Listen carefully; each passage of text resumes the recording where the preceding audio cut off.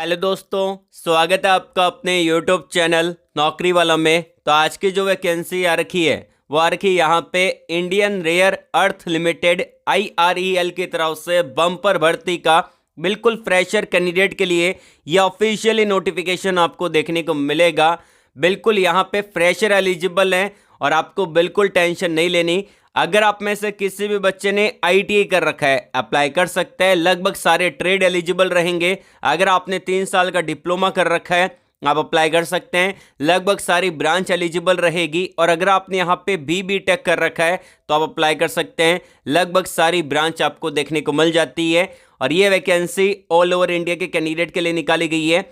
अगर आप male category में आते हैं तो भी आप एलिजिबल हैं, और अगर आप फीमेल कैटेगरी में आते हैं तो भी आप इसको अप्लाई कर सकते हैं। इसका जो अप्लाई का प्रोसेस है बहुत ही सिंपल सा रहेगा। अप्लाई करने के साथ साथ मैं आपको पूरा डिटेल के अंदर जॉब डिस्क्रिप्शन को बताने वाला हूं, तो वीडियो को अंत तक पूरा देखेंगे तब आप अप्लाई प्रोसेस को समझ पाएंगे। और आप अपने मोबाइल से भी इसको अप्लाई कर सकते हैं, क्योंकि यहां पे मैं आपको मोबाइल से अप्लाई करने का पूरा तरीका बताने वाला हूं। लेकिन उससे पहले अगर आपने वीडियो को लाइक नहीं किया है तो लाइक कर देना। हमारा भी मोटिवेशन बना रहता है जब आप वीडियो को लाइक करते हो। टारगेट रहेगा मात्र 900 प्लस आपको लाइक करवाने हैं। अपने दोस्तों के अंदर वीडियो को शेयर कर दीजिएगा। कमेंट बॉक्स में एजुकेशन क्वालिफिकेशन को कमेंट करके जरूर से बता देना, इससे आपको ही फायदा मिलेगा। क्योंकि जब भी मैं नेक्स्ट वीडियो अपलोड करूंगा आपको सबसे पहले वही अपडेट प्रोवाइड करवाऊंगा जो आपने मुझको बता रखा है। अब आपको बताना क्या है कि आपकी ब्रांच कौन सी है, ट्रेड कौन सा है, पास आउट ईयर कौन सा है, फ्रेशर हो कि एक्सपीरियंस होल्डर हो, और आप कौन से लोकेशन में अभी जॉब को सर्च कर रहे हैं। और अगर आप मुझसे बात करना चाहते हैं तो मैंने आपको वीडियो के डिस्क्रिप्शन में और कमेंट बॉक्स में एक लिंक प्रोवाइड करवा रखा है कनेक्ट विथ मी का।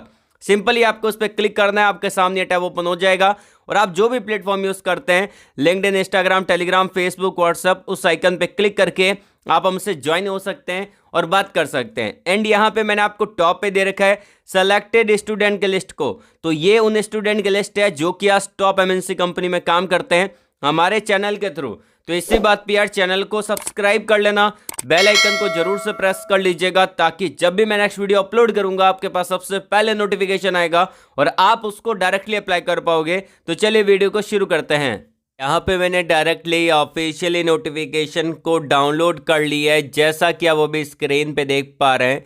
बेसिकली ये जो वैकेंसी रहेगी इंडियन रेयर अर्थ लिमिटेड की तरफ से वैकेंसी निकाली गई है, जो कि आपका गवर्नमेंट ऑफ इंडिया अंडरटेकिंग की कैटेगरी में आता है और आपका एक पब्लिक सेक्टर यूनिट आपको देखने को मिल जाता है।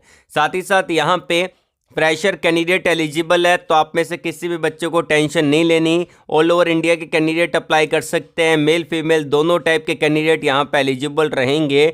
अगर आपने ITI कर रखा है या फिर डिप्लोमा कर रखा है या फिर अगर आपने यहाँ पे BTech कर रखा है तो भी आप एलिजिबल रहेंगे। लगभग सारी ब्रांच आपको देखने को मिलेगी और लगभग सारे ट्रेड आपको देखने को मिल जाते हैं। अब बात की जाए यहाँ पे जो आपका क्वालिफिकेशन हमने बता दी है। अब आपका यहाँ पे पोजीशन जो रहेगा अप्रेंटिसशिप ट्रेनिंग का पोजीशन आपको देखने को मिलेगा। अब 1 साल का ट्रेनिंग प्रोग्राम आपको देखने को मिल जाता है। फ़ायदा क्या रहता है अप्रेंटिसशिप करने का? जिन बच्चों के कैरियर में गैप आ चुका है, जो कि काफ़ी टाइम से गवर्नमेंट जॉब की प्रिपरेशन कर रहे हैं और उनके कैरियर में 2-3 साल का गैप आ चुका है, तो उनको अब अप्रेंटिसशिप कर लेनी चाहिए। क्योंकि अगर आप अब अप्रेंटिसशिप नहीं करेंगे तो आपको प्राइवेट सेक्टर में जॉब मिलने में बहुत ही परेशानी होगी। क्योंकि अगर गैप आ गया तो वहाँ पे आपको जॉब इजीली नहीं मिल पाता। तो आप अगर अप्रेंटिसशिप करके रखिएगा तो आपका वापस से यहाँ पे एक न्यू जर्नी स्टार्ट हो जाएगी। और आप यहाँ पे अगर किसी भी प्राइवेट कंपनी में अप्लाई करेंगे तो आपको as a experience person hire किया जाएगा। तो फ़ायदा मिल जाता है अप्रेंटिसशिप करने का। अब यहाँ पे बात की जाए, पहला जो यहाँ पे आपका रहेगा, इन्होंने पूरा चार्ट मेंशन कर रखा है।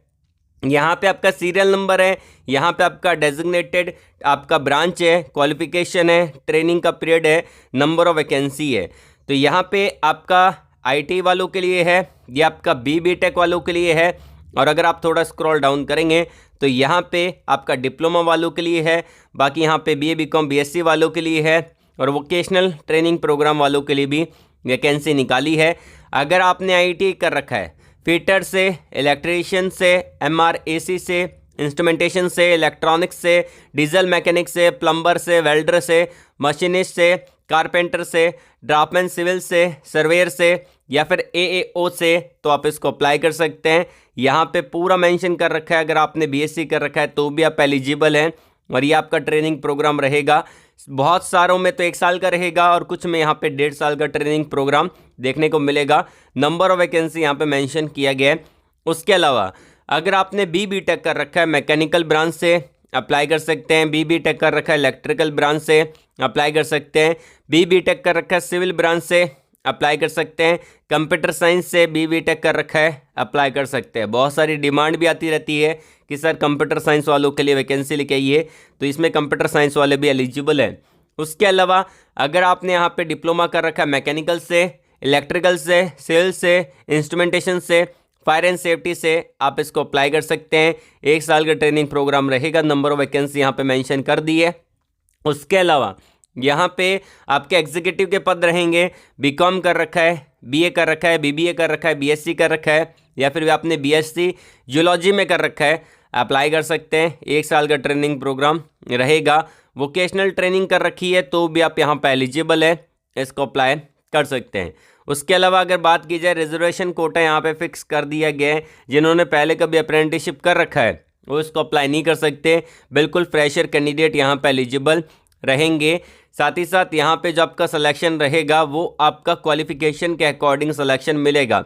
मतलब कि क्या साफ है यहाँ पे कि आपके जितने भी मार्क्स बने हैं, आपके ITA में बने हैं या फिर आप डिप्लोमा बेस पे अप्लाई कर रहे हैं या फिर आप BTech के बेस पे अप्लाई कर रहे हैं या फिर आप यहाँ पे simple graduation BA BCom BSc के बेस पे अप्लाई कर रहे हैं, तो आपके जितने भी परसेंटेज बने आपके एजुकेशन क्वालिफिकेशन के अंदर, उसका एक मेरिट बनेगा और मेरिट के अकॉर्डिंग ही आपका यहाँ पे सिलेक्शन होने वाला है। उसके बाद आपका एक मेडिकली एग्ज़ाम होगा, मेडिकली फिट आप होने चाहिए।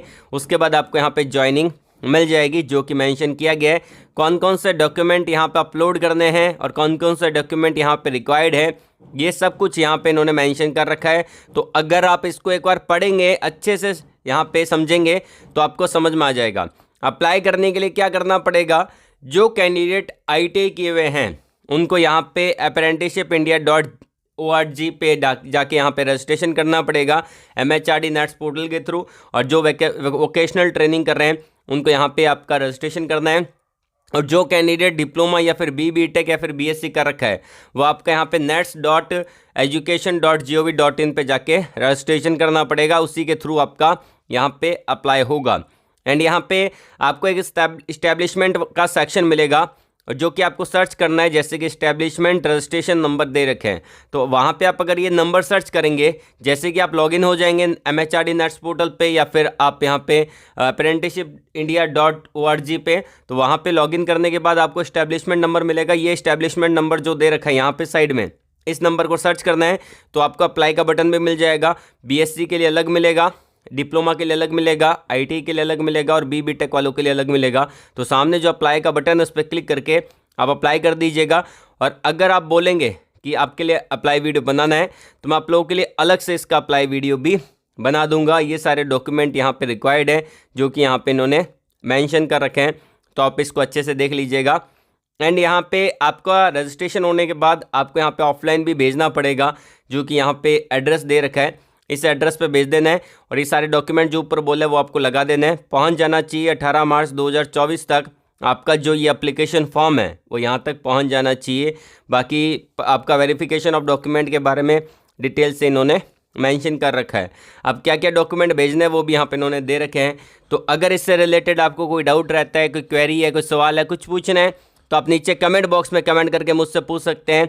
आज के लिए बस इतना ही। वीडियो को लाइक करिएगा, शेयर करिएगा उन लोगों तक जिनको जॉब की नीड है, और कमेंट बॉक्स में ज़रूर बताना आपका एजुकेशन क्वालिफिकेशन कौन सा है, कौन सी जॉब आप सर्च कर रहे हैं, किस लोकेशन में सर्च कर रहे हैं। All the very best. जय हिंद।